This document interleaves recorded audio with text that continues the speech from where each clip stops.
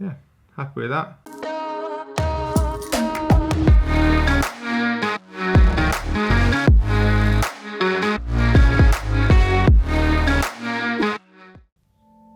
What's going on, you lot? Hope everyone's alright and coping well with this lockdown situation. Welcome back to the channel, welcome to another video. Today what we're going to do is a quick editing tutorial on car photos with the basic settings. So you guys can do it on your mobile, inside the Instagram app, or even download the Lightroom CC mobile app and edit your photos on there. Let's get stuck into it.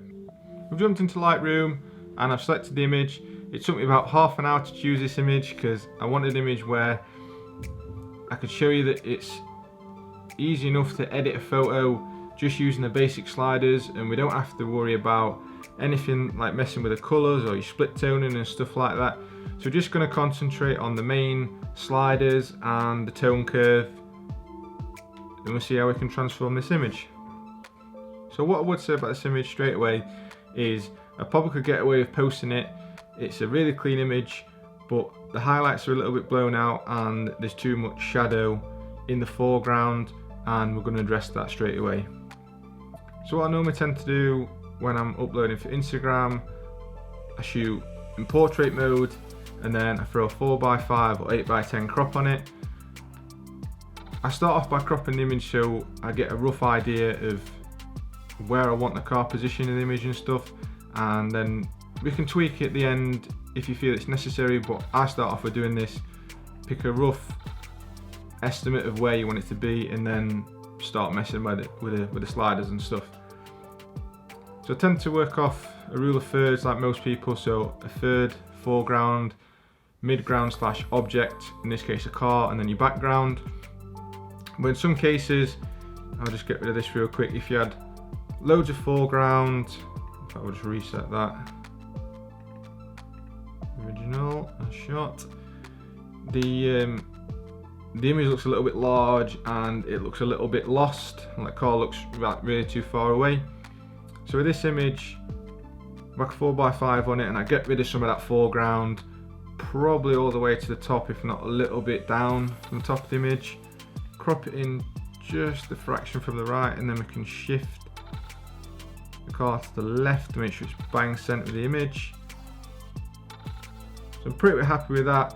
We've got a bit of foreground, we've got the object smack in the middle, and then we've got quite a lot of sky, but we're going to bring some details back in the sky, so it's going to be quite interesting anyway.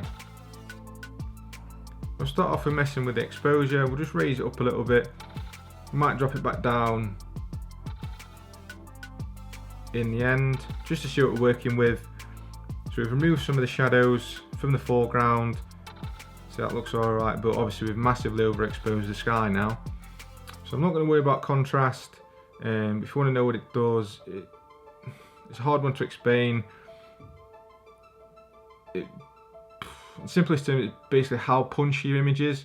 So if I drag it all the way, it's a little bit faded and stuff, and then I drag it all the way to the side, and it's really rich, and I don't know, it's a weird one to explain, but hopefully that shows you what it does. So we're going to pull most of the highlights out. You can see it's really not doing that much, which is why we're going to come on to the tone curve, which is a really good tool to use, and you can really push an image from the tone curve, and you can edit a photo just from a tone curve as well. So pull some of the highlights down, that's alright there. Remove a little bit of the shadows, you can see the road lighting up, so probably about there. With the whites and blacks, I'm not going to touch them that much. If you're on a computer or laptop or whatever, if you hit Option or Alt, I think it is, on Windows or anything like that, you can see where your whites are clipping, and then same again with your blacks, you can see where they're clipping, as well as the highlights and the shadows.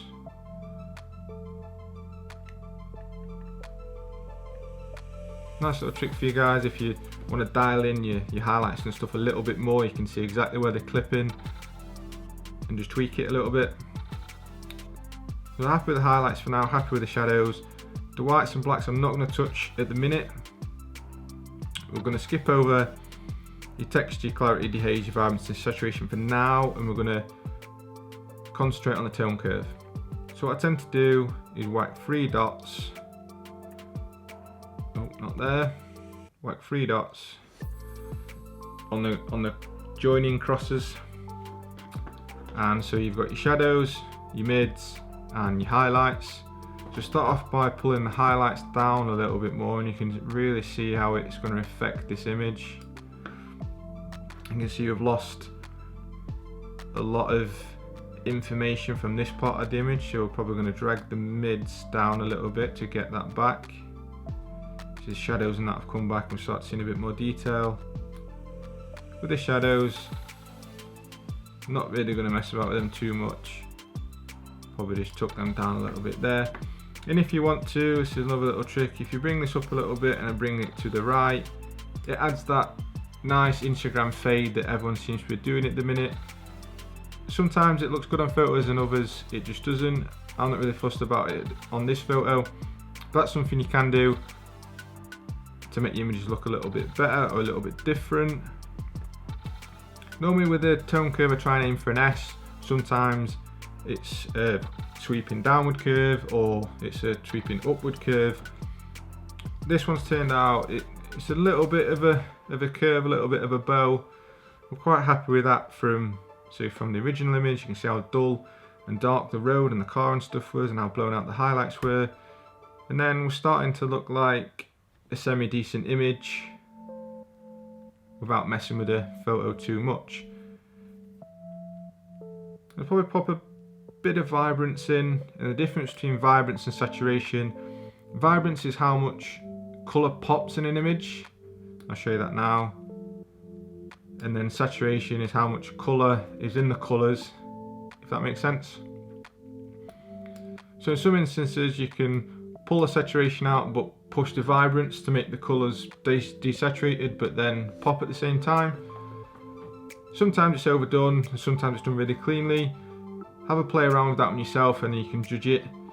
I reckon we're going to pop both of them up a little bit to make the colours pop a little bit more. Probably going to pop a touch of clarity in the image. Don't be one of them people that whacks all the clarity in the image because it completely destroys it. In my personal opinion, I think it looks terrible. I know some people like it, but I think personally for car photography it's not needed. I think there's enough detail in the images themselves without whacking tons of clarity in it. I add a little bit here and there. When I'm shooting urban stuff I tend to whack a bit more in because it really brings out the buildings and stuff. I think that's looking pretty good. Maybe take a bit of the shadows out, darken the road a little bit. So we're going to try and make this sun, this glow, really pop. So we're going to mess about with the temp. We'll push that up a little bit and you can really see the image start to change, and then we get this nice orange on the road and it starts bleeding into the car a little bit here. And from there, if you've only got basic editing software, I think that's pretty good for now. We'll hit F and bring it up big screen on the laptop. Yeah, I'm pretty happy with that for a basic edit without messing with the graduated filters, the radial filters or the brushes. I think that's pretty nice. So if you've got access to these and you want to make images really pop, one thing I would say is if you're not using a brush tool to edit your photos, you really need to start to. It's a great tool, but it can be overused and it can really be noticeable. So do it discreetly, but it can really transform your image. So when I'm editing car photos, everything's reset, hit 0 and then we'll just do a quick paste over the car. That is really quick. Normally I'd neaten it all up, go around all the lines of the car to make sure there's no overhanging bits that's going to ruin the back of the image. And then we're going to get rid of the wheels and I'll show you why in a sec. So we'll touch it up a little bit. From what I can see, there's a bit there, there's a bit there. So we'll get rid of that. It's just a rough edit, we're just doing it quick for you guys. And then what we're going to do from now is get rid of the mask. We'll bring the exposure up a little bit and then that's going to take the shadows out of the car. We're also going to take a little bit of the shadows out of the car as well. And it's going to bring back the whites, and if we go back to the original image, you can see it's a little bit bluey and stuff. And if you think the exposure and the shadows has made the car look too white and it doesn't look quite realistic, bring the whites back down to darken it slightly. Again, we're going to pop some clarity in, probably about there. It's starting to look loads better. A really good tip for white cars and cars that have not got colour in them, so silver as well works really well. If you've taken an image around a certain situation where there's a lot of reflection and there's a lot of like colours on the car, but you want to keep the colour of the car the main focus, if that makes sense, you want the colour to come out rather than everything around the car coming off it, just desaturate the image, or desaturate the car I should say, and it'll just bring the white back and you'll get rid of all the weird colours that you potentially don't want. That's another little tip for you. So I think the car itself is looking pretty good there. No, wrong one. Hit F, bring it up. You see the car's really starting to pop now. It's separating itself from the background. We're not getting drawn in by the sun. The car's really starting to take the main focus of the image. So get a new brush. So hit new. Hit O again. Zoom in, or if you're being a bit lazy, just do it zoomed out. Just do this really quickly. So we're going to mask over the wheels. Sometimes front wheels and back wheels need a slightly different edit, but most of the time you can pretty much get away with doing them exactly the same. Just brush over them really quickly for you. Hit O, hit Z to zoom back out again. So what I tend to do with wheels, I don't really mess about with the colour and stuff like that. I normally just pull the shadows out, give them a little bump of exposure. See that? And what I'm basically trying to do is, because we've raised the exposure in the car and we've made the car pop, if the wheels look dull and dark, it's going to throw the whole image and it's going to be really, really obvious that you've edited the car and not anything else. So try and match them up. Obviously, again, you can go really extreme and then look stupid. So you just want a nice subtle pop so it blends in and it matches really well. So again, what we're going to do now is really exaggerate this sun. So we're going to make this sun pop. So we're going to get a graduated filter. Hit O again to see where you're going to be working with. And then we're just going to raise the temperature a little bit. And that's really going to transform the road here, the little bit that's hitting the front of the car. I think that looks really nice. Then we'll hit new, we'll get another one, and then we'll pop that one on the sky. Bring some of the blues back. Not necessary, but I think in the middle of this image, it's just a little bit too white. I know there's a cloud there, but we bring some of the blues back, you'll really see what I mean. And it starts, you can hit O again to see what you're working with. See if we'll bring it down a little bit more, we'll tilt it a little bit. So really you can see how now the blues have really come out, in this image. No, hit done, go back to what it looks like, hit F, see if we're happy with that. So I think now we've messed around with those two bits, the car's kind of blended in again. So what we can do now, we can get this radial filter. Because we can't push the car too much with the brush, we can't overexpose it a lot to make it stand out. Get a radial filter, hit O. So this is uninverted, so it's everything outside of this box that we're going to mess around with. We'll pull the exposure down a little bit. So we'll bring back a bit of the shadows in the foreground, we'll bring back the tones in the sky and stuff.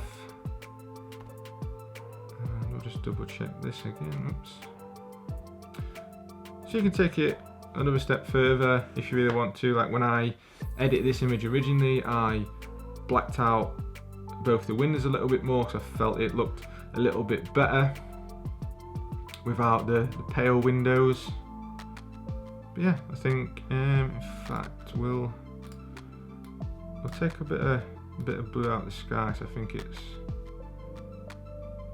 really overpowering. Yeah, happy with that. I think that's a solid edit. Slightly different to how I edited it before, but I hope that gives you guys a rough idea how you can edit a photo just using the basic sliders. And if you've got access to it, a couple little tips with the radial filter and the graduated filter, the graduated filter and the brush tool. They're really good hacks to have, if you want to call them hacks. So I know a lot of people don't really edit the photos with a brush tool, and I think it's a really good way to do it because you can manipulate a certain part of an image rather than edit the whole thing. Yeah, I'm happy with that photo. Looks really clean. Hopefully I taught you something new today and you like the way I edited this image. If you did, please like, comment and subscribe. More importantly, stay safe, stay healthy, and I'll see you lot in the next one.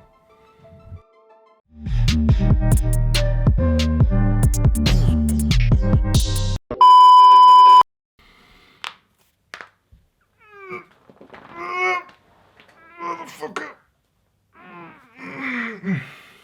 Yeah, boy.